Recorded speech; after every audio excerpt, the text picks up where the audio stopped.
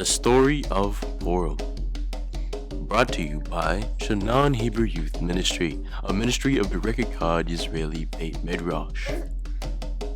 The king of Persia at that time was King Ahasuerus, also known as King Xerxes from the Greek language. He held a 180-day banquet to display his riches and majesty. When the 180 days were over, the king held a 7-day feast for all the people in the capital city of Susa. On the 7th day, he called for Queen Vashti to come and present herself in the crown so that she could display her beauty. Summon Queen Vashti. The king has summoned Her Highness. Nah, I'm good. Queen Vashti refused to come at the king's command and was banished for not obeying the king's request. I'm so lonely with this palace to myself. I need a queen. Let all the beautiful young maidens be sought for the king.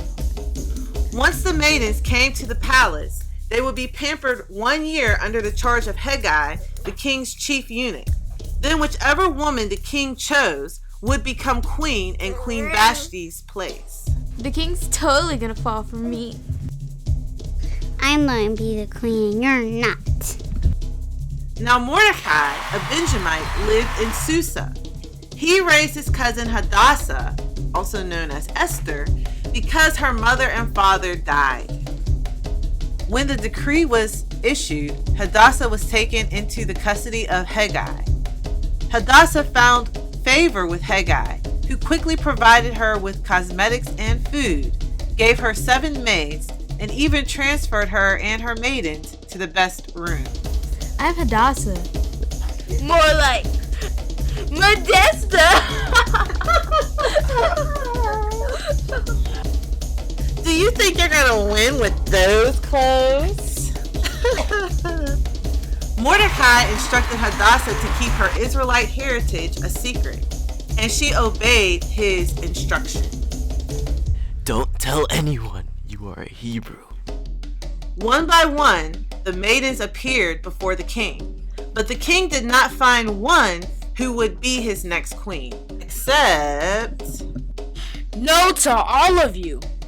Wait. Except for you in the back. Who, May?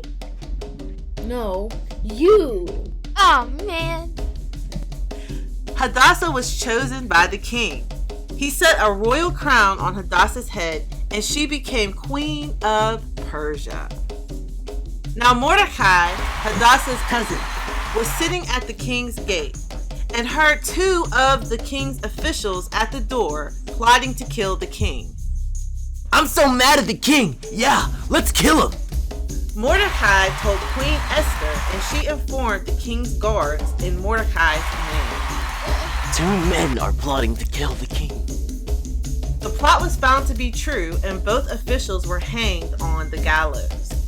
Oh no! Our plan was foiled! Yeah, and if it wasn't for that meddling Mordecai and Queen, we would have got away with it too! The whole story of how Mordecai saved the king was written in the Chronicles of the Kingdom. Mordecai saved the king! After these events, the king made Haman second in charge over all the princes of the kingdom. All the king's servants would bow down to Haman. I'm Haman, bow to me. But Mordecai would not bow down to him or worship him. Mordecai, what are you doing? Why won't Mordecai bow down to me? So Haman asked about this Mordecai. What was up with this man who disobeyed the king's command? Mordecai is an Israelite, and they only worship the Most High Yah. Destroying Mordecai isn't enough. All Israelites in Persia must die. Lots, Purim in Hebrew, were cast before Haman to determine the month and day that the attack on the Israelites would take place. The lot fell on the 12th month of the year, Adar, on the 13th day. The king, not knowing he was dooming his beloved queen, signed off on the decree to destroy all Israelites on that day. Signed here, here, and here. Oh, and here. No problem. When Mordecai learned about the decree, he encouraged Hadassah to go before the king and break her silence about her identity. Hadassah, you must now tell the king you are an Israelite. Maybe you are a queen for such a time as this. This was a very serious thing. Going before the king unsummoned could result in her death. Please ask everyone to fast for 3 days before I see the king. Hadassah put on her royal garments and came into the court of the king. The king extended his scepter to her and listened to her simple request. Can that sound so game on now with balance? Put down that sword. It's okay. It must be important. What do you want? I can give you half of my kingdom. Can you and Haman come and eat at my place? Of course. At the banquet, the king again asked what Hadassah wanted, and she requested that the two men come the next day to another banquet. Wow, this was a great time. But what do you want? Can you and Haman come again tomorrow? Haman felt super special to be invited to the queen's banquets, but Haman was quickly angered again when he passed by Mordecai, and Mordecai wouldn't bow down to him. I can't believe I'm the only person invited to the queen's banquets other than the king. I can't stand Mordecai. That evening, two things happened. One, Haman set up gallows to kill Mordecai. It is time for Mordecai to go. And two, the king couldn't sleep and gave orders to have his chronicles read to him. It was then that he learned about what Mordecai did for him. He rescued his life from the plot of the two wicked officials who plotted to kill him. Mordecai saved the king! So the next day, the king asked Haman, What should be done for a man the king wants to honor? The king can only be talking about me. The king's chief servant should dress him in a royal robe. He should be placed on a royal horse, and a royal crown should be placed on his head. He should then ride around the city square, and proclamation should be made about him. but that man was not Haman. That man was Mordecai. And Haman would be the one to dress Mordecai and make the proclamation. This shall be done to the man whom the king desires to honor. After this, Haman's wife and wise men told him that he would not be able to destroy Mordecai. My husband, it's over. You're not gonna like how this ends. King Ahasuerus and Haman met up that same day for Queen Hadassah's banquet. It was at this time that Hadassah made known to the king that Haman planned to kill her people. I'm an Israelite. Oh no. And Haman made you sign in order to kill me and all of my people. Haman, what is wrong with you? You made me write a patch that made me kill my own queen? The gallows I made for Mordecai are now for me. Mordecai was then given Haman's job and even given Haman's house.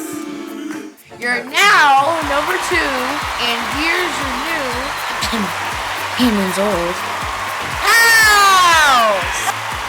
King's decree allowing all Israelites to be killed could not be changed. However, a countering decree was made. The Israelites in every city of the kingdom, by law, could assemble and defend themselves from the attack. Sign here, here, here. Oh, and here. No problem. Israel defended themselves and all the enemies of Israel were killed. Let's fight for y'all! Let's fight! Mordecai issued a proclamation that Israelites in all the provinces celebrate Purim to remember the great victory that Yah gave the Israelites in Persia. Let's celebrate Purim every year and remember this great victory. Always walk in the purpose and plan that Yah has for you. He was created for such a time as this. Purim trivia. What do you know about the story of Purim? Yes or no? Hadassah told the king she was an Israelite when they first met. No! Hadassah didn't tell anyone she was an Israelite. Yes or no? 5 servants plotted to kill the king. No! Only 2 servants plotted to kill the king. Multiple choice. Who was the bad guy in the story? A. The king. B. Haman. C. Mordecai. Or D. Hadassah. Haman! B. Haman. Yes or no? Queen Hadassah was brave and went before the king unannounced to tell him that Israelites were going to be killed. Yes! Happy Purim, friends! Happy Purim!